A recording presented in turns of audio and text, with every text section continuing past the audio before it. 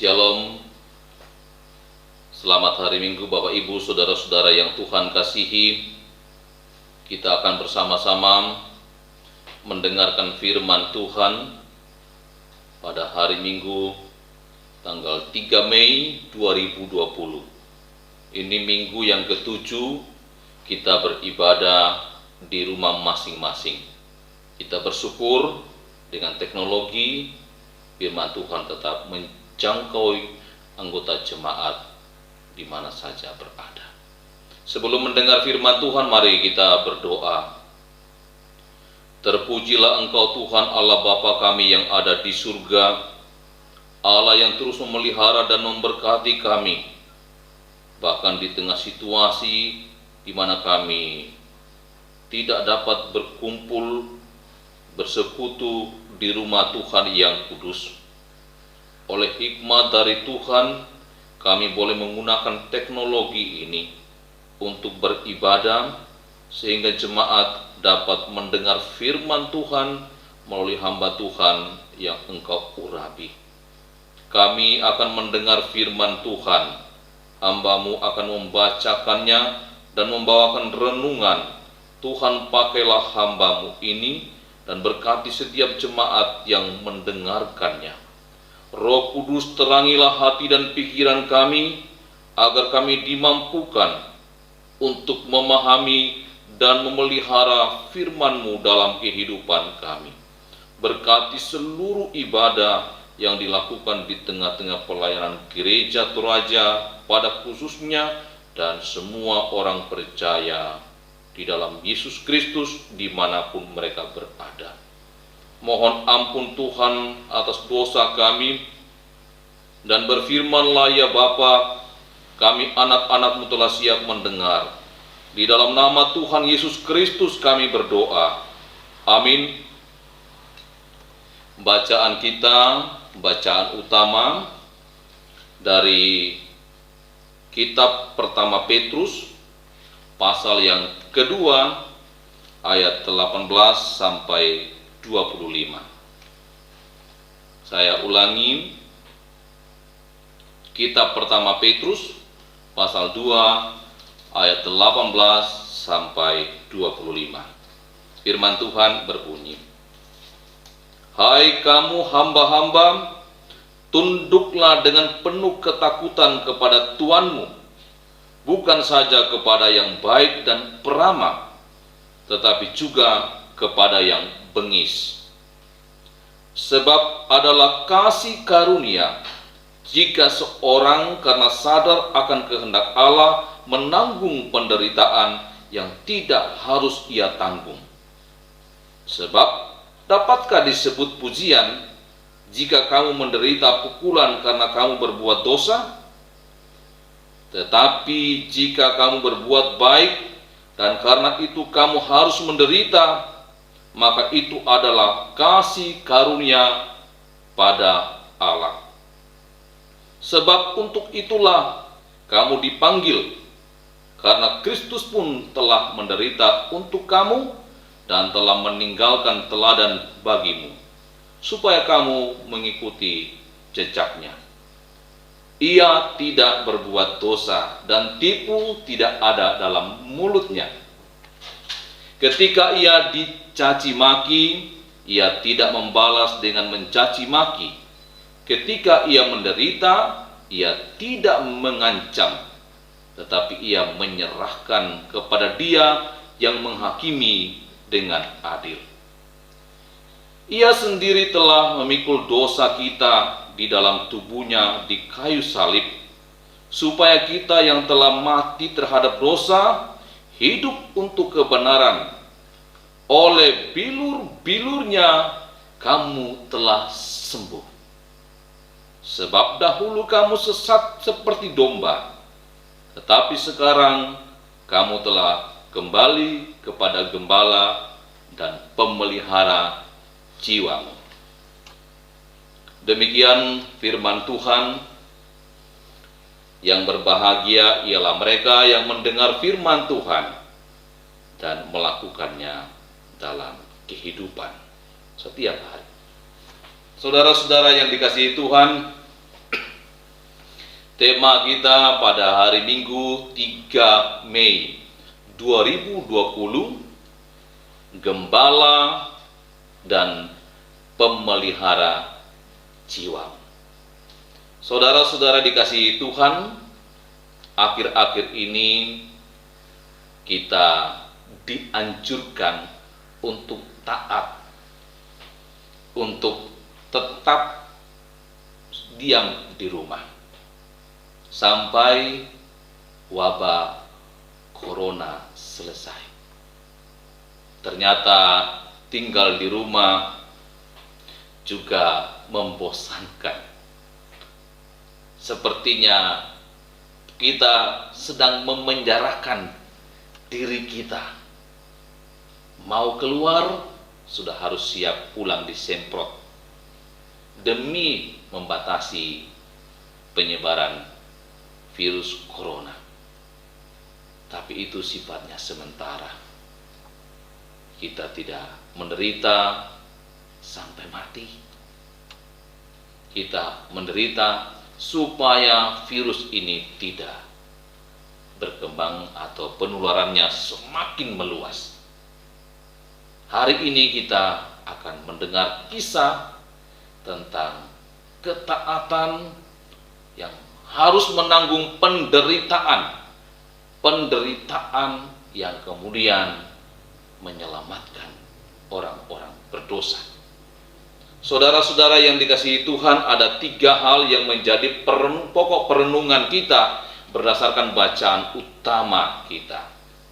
Yang pertama, ketaatan Yesus itu menjadi ciri hidup orang Kristen, atau ketaatan sebagai cara hidup orang Kristen.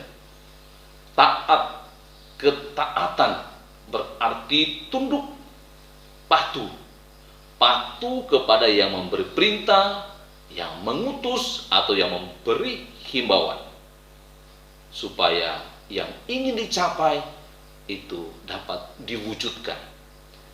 Ketaatan berhubungan erat dengan iman. Iman diwujudkan dalam ketaatan. Iman itu nyata dalam tindakan, dalam perbuatan yang kita lakukan. Orang yang hidup dalam ketaatan adalah orang yang mengimani apa yang dijanjikan. Apa yang dijanjikan seseorang. Menaruh harap, karena itu ia tetap setia dalam ketaatan sampai mendapatkan janji itu. Ketaatan seseorang itu bisa luntur, Bapak Ibu Saudara-saudara, ketika tantangan berat, ketika deritanya semakin kuat dan ia tidak mampu. Ketaatannya bisa luntur dan menyerah, angkat tangan, aku tidak kuat lagi. Bacaan kita dari pertama Petrus pasal 2 ayat 18 sampai 25 menegaskan ulang tentang ketaatan Yesus Kristus. Dia taat sampai mati di kayu salib. Ia yang telah merangkul derita manusia ketika ia berdoa di Taman Getsemani. Ia berdoa kepada Bapa di surga, jikalau mungkin jawat ini lalu daripadaku. Tetapi kehendak-Mu lah yang jadi. Ia merangkul derita manusia karena dosa. Ia mulai ditangkap, disiksa, dicaci maki, diolok-olok, diludahi. Tapi ia tetap diam, bagaikan anak domba yang akan dibawa ke tempat persembahan. Ia taat menderita demi keselamatan saya dan Bapak Ibu, saudara-saudara sekalian. Dia itu Yesus. yang dulu dieluk-elukan, dan kini suara eluk-elukan Hosana, Hosana digantikan, salibkan dia, salibkan dia. Dia menanggung derita yang dahulunya diikuti banyak orang. Murid-murid yang dikasihi 12 murid, dan begitu banyak orang mengikutinya. Ketika ia menderita, ia ditinggalkan. Sudah ada murid yang mengkhianatinya, murid-murid yang lain lari, murid yang berani mengikutinya sempat menyangkalinya 3 kali sebelum ayam berkokok. Saudara-saudara yang dikasihi Tuhan, Yesus itu memberi hidup bagi manusia. Yesus yang mati itu, ia terus maju. Atau kita bahasakan sederhana, Yesus maju untuk mati demi manusia yang berdosa. Dalam konteks yang lain, manusia itu justru mati-matian untuk maju, dan demi hidupnya, keluarganya, baru orang banyak. Kita diajarkan begitu rupa lewat penderitaan Yesus, ketaatannya, supaya kita rela menjadikan diri kita ini pengikut-pengikut yang meneladani Kristus. Nah, sebagaimana hidup jemaat mula-mula, mereka taat kepada ajaran dari para rasul-rasul. Mereka mendengar firman Tuhan, mereka bersekutu dan datang di bait Allah. Di rumah-rumah mereka juga membagi-bagikan roti, membagi-bagikan makanan.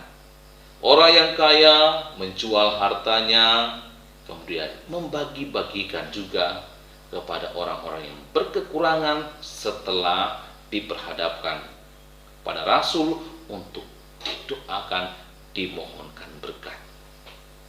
Begitu indah cara hidup jemaat mula-mula yang menikmati persekutuan karena ajaran yang disampaikan para rasul. Tidak sampai di situ saja. Setelah mereka menikmati semuanya dalam persekutuan, mereka memuji Tuhan. Mereka menceritakan segala kebaikan-kebaikan Tuhan. Mujizat-mujizat yang mereka lihat, yang dilakukan para rasul, karena memang diperlengkapi. Sebagaimana dikatakan Yesus sebelum ia naik ke surga, kepadaku telah diberikan segala kuasa di surga dan di bumi.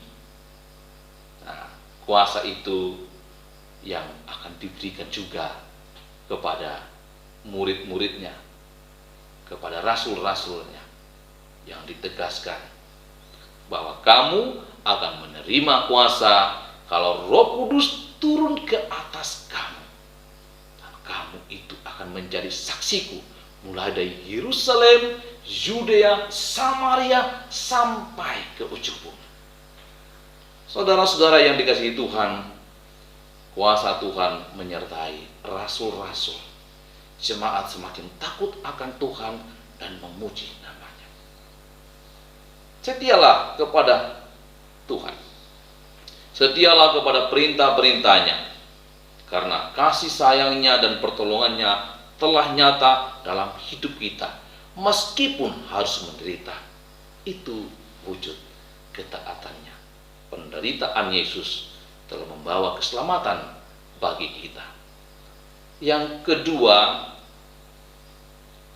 teks ini sehubungan dengan kitab Injil Yohanes pasal 10 ayat 1 sampai 10 menggambarkan tentang yang menderita tadi itu, yang rela menderita untuk orang banyak, untuk manusia yang berdosa itu digambarkan sebagai gembala yang baik, sebagai pemelihara jiwa, seperti dalam ayatnya yang ke-25. Saya bacakan ayat 25. Sebab dahulu kamu sesat seperti domba, tetapi sekarang kamu telah kembali kepada gembala dan pemelihara jiwa. Gembala yang baik dalam Injil Yohanes 10 itu digambarkan sebagai gembala yang masuk melalui pintu. Ia membuka pintu dan membawa kawanan domba keluar. Ia berjalan di depan dan domba-dombanya dari belakang, karena domba-domba mengenalnya dan mengenal suara gembalanya. Perumpamaan itu tidak dimengerti oleh orang-orang yang mendengarkannya, sampai Yesus harus menegaskan tentang siapa Dia, tentang Dialah itu pintu, atau dalam bahasa Alkitab Yesus mengatakan begitu rupa bahwa akulah pintu. Barang siapa masuk melalui aku, ia akan selamat. Dan ia akan masuk dan keluar dan menemukan padang rumput. Itulah gembala yang baik. Karena gembala yang baik itu dalam teks ini atau Injil Yohanes mengatakan gembala yang baik itu ia akan menyerahkan nyawanya demi domba-dombanya.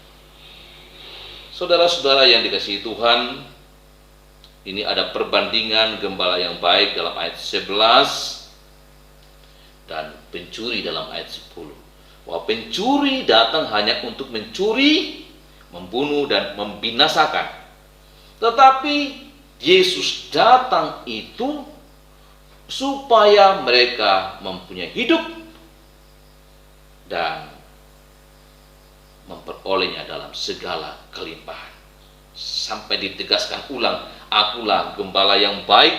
Gembala yang baik itu memberikan nyawanya bagi domba-dombanya. Nah, memang kalau kita mencari tahu tentang kehidupan gembala dan domba pada zaman dulu kala, domba itu menjadi incaran pencuri, juga binatang buas.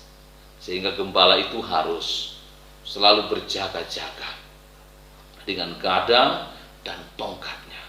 Ia rela mati demi kawanan domba peliharaannya. Dia menjaga di pintu kalau ada pencuri, kalau ada binatang buas, dan ia tidak tidur.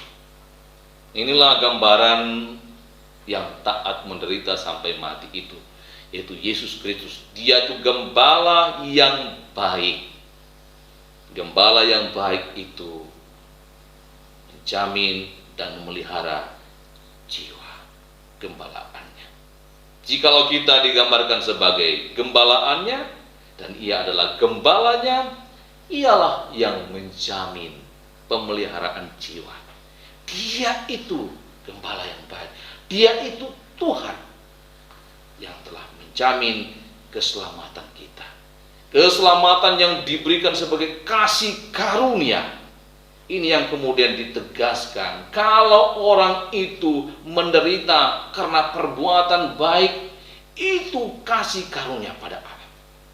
Tapi kalau karena kejahatan, mencuri, membunuh, merampok, didapat dan digebuk, menderita, itu salahnya. Bukan kasih karunia, tapi itu hukuman bagi yang jahat. Tapi jikalau kita berbuat baik, berbuat benar sesuai kehendak Tuhan, dan harus menanggung salib, menderita, itu kasih karunia pada Allah. Jemaat yang dikasihi Tuhan, karena itu datanglah kepada gembala yang baik. Datanglah kepada Yesus apapun keadaanmu, karena ia akan memberi perlindungan. Ia akan membentengi serta menghancurkan kuasa si jahat. kuasa iblis, kuasa setan. Ia mengurapi kita dengan kebajikan dan kemurahan. Saudara-saudara, Yesus telah menyediakan tempat bagi orang percaya kepada Allah melalui jalan sangsara, jalan via dolorosa. Ia telah menempuhnya. Ia mati, tetapi ia bangkit. Ia bangkit dari antara orang mati. Inilah yang menjadi kekuatan kita, kekuatan iman kita. Kita percaya kepada Dia yang mati dan bangkit itu, yang menjamin kehidupan kekal orang-orang yang percaya kepada Allah dan percaya kepada Yesus Kristus. Yang ketiga, dan ini yang terakhir dari bagian perenungan kita pada hari Minggu ini, kita diminta juga untuk menjadi gembala bagi orang lain. Saudara-saudara yang dikasihi Tuhan, Daud itu adalah seorang raja. Dia pernah menjadi gembala domba-domba.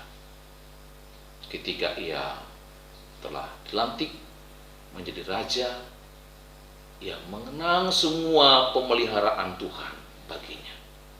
Ia membandingkan dengan caranya menjadi seorang gembala domba. Dan ia merasa begitu aman, tentram, berkecukupan, sehingga ia melahirkan pengakuan bahwa aku memang gembala baik, tapi ada gembala yang lebih baik. Hingga lahirlah Mazmur 23 yang digambarkan begitu rupa, Tuhan itu gembala baik. Ayat 1-6 itu dari Mazmur 23 sungguh sangat memberkati banyak orang. Nah, saudara-saudara yang Tuhan kasihi, Yesus telah memberi teladan bagaikan gembala, gembala yang baik.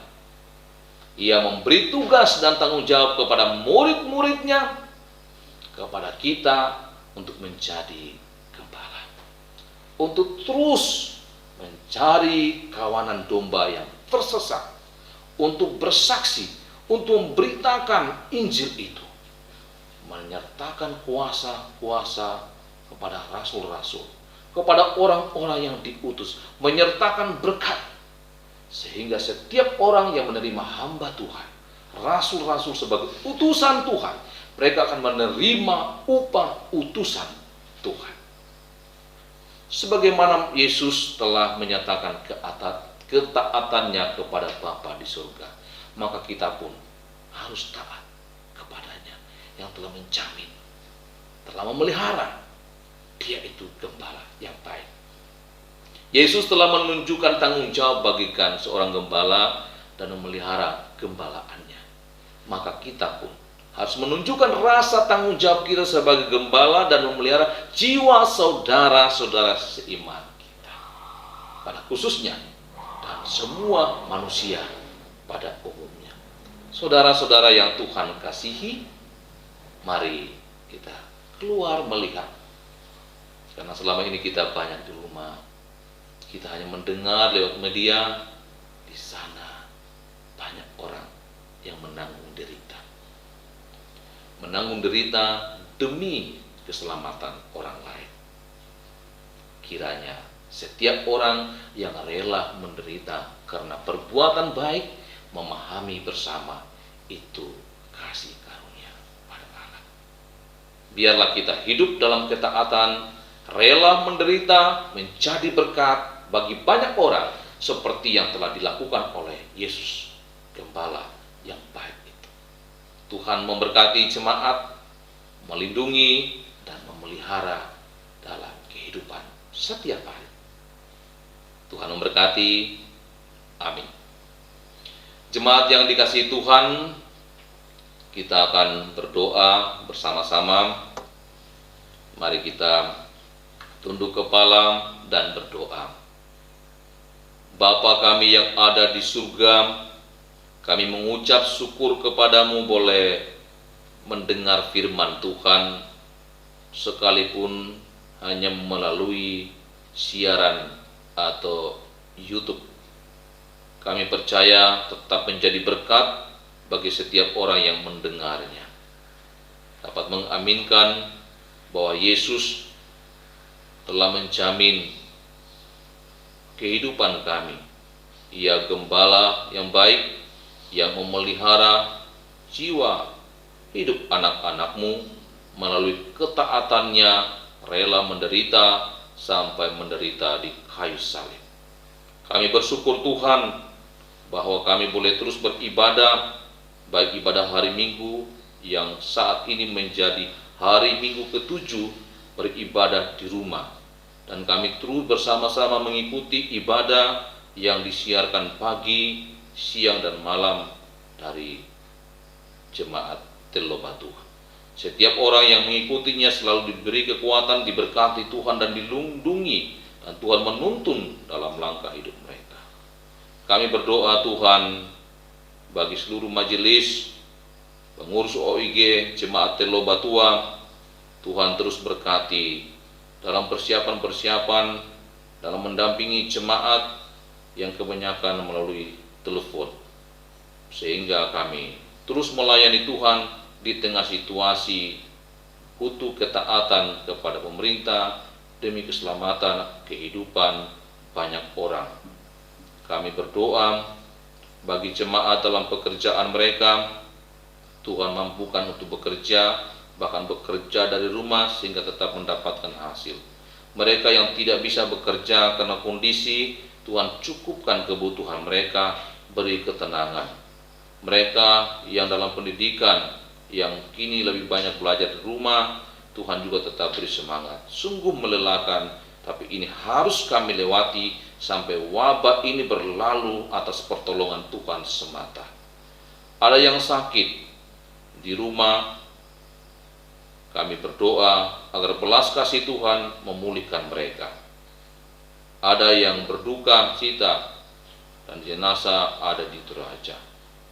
Kami berdoa Tuhan hiburkan keluarga, suami yang terpisah karena pekerjaan dan istri meninggal di Toraja, Ibu Agustina. Mohon kekuatan penghiburan bagi segenap keluarga dan jemaat.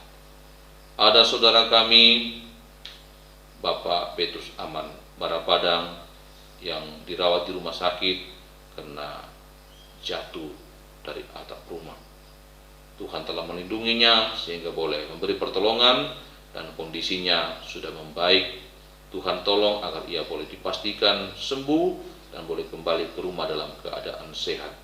Juga ada bapaknya Epi di sektor 3 yang mengalami kecelakaan diserempet di flyover dan harus mendapat perawatan bahkan jahitan karena ada yang bagian tubuh yang tergelincir, dan kondisi semakin membaik. Semua itu karena perlindungan Tuhan. Kami mengucap syukur kepada Bapa di surga.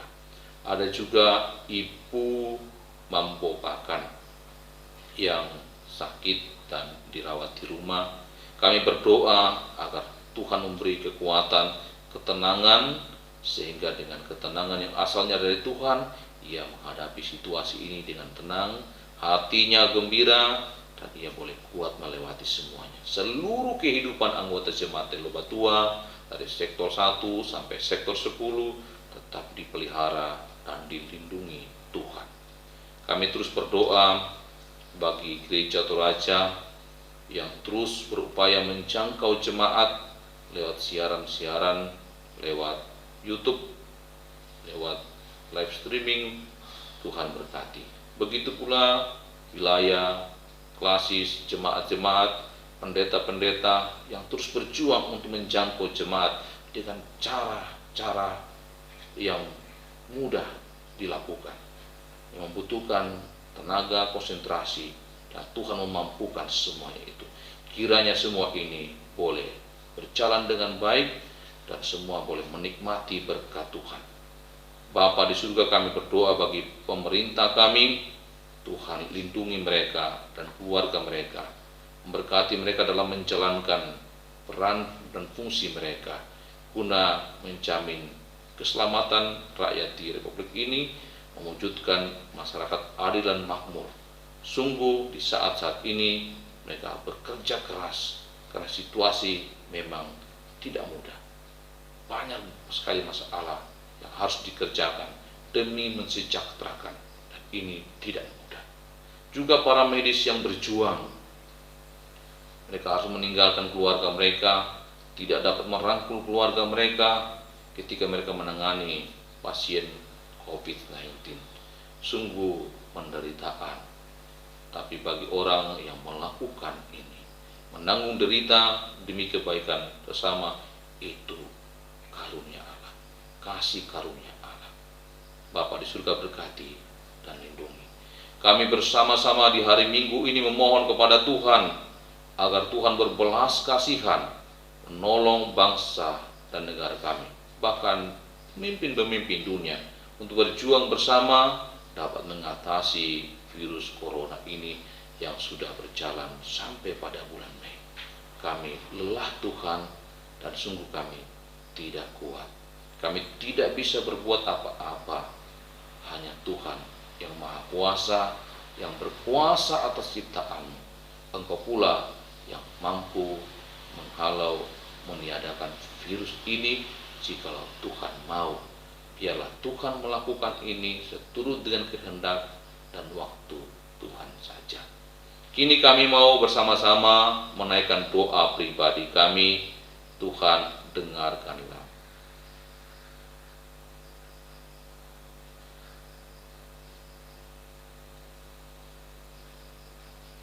Tuhan, Engkau mengenal hati kami dan suara batin kami. Kiranya Tuhan menjawab doa kami, syukur kami, syafaat kami, doa pribadi kami sesuai dengan waktu dan kehendak-Mu, sehingga kami dapat kembali dalam kehidupan ini dalam damai sejahtera yang asalnya dari Allah. Terimalah sembah kami ini Tuhan, yang kami naikkan kepadamu di dalam nama Tuhan Yesus Kristus yang telah mengajar kami berdoa. Bapa kami yang di surga, dikuduskanlah namamu, datanglah kerajaan-Mu, jadilah kehendak-Mu di bumi seperti di surga. Berikanlah kami pada hari ini makanan kami yang secukupnya, dan ampunilah kami akan kesalahan kami, seperti kami juga mengampuni orang yang bersalah kepada kami. Dan janganlah membawa kami ke dalam pencobaan, tetapi lepaskanlah kami daripada yang jahat, karena Engkau yang mempunyai kerajaan dan kuasa dan kemuliaan sampai selama-lamanya. Amin. Jemaat yang dikasihi Tuhan, masih ada beberapa akta yang akan diikuti dan akan sampai pada akta pemberkatan. Karena itu bisa menahan video ini sampai akta pemberkatan, dan saya memohon kepada seluruh pendengar, arahkan hatimu kepada Tuhan dan terimalah berkat Tuhan. Tuhan memberkati engkau dan melindungi engkau. Tuhan menyinari engkau dengan wajah-Nya dan memberi engkau kasih karunia. Tuhan menghadapkan wajah-Nya kepadamu dan memberi engkau damai sejahtera. Amin. Demikian khotbah kita pada hari Minggu ini. Tuhan memberkati dan memelihara kita semua.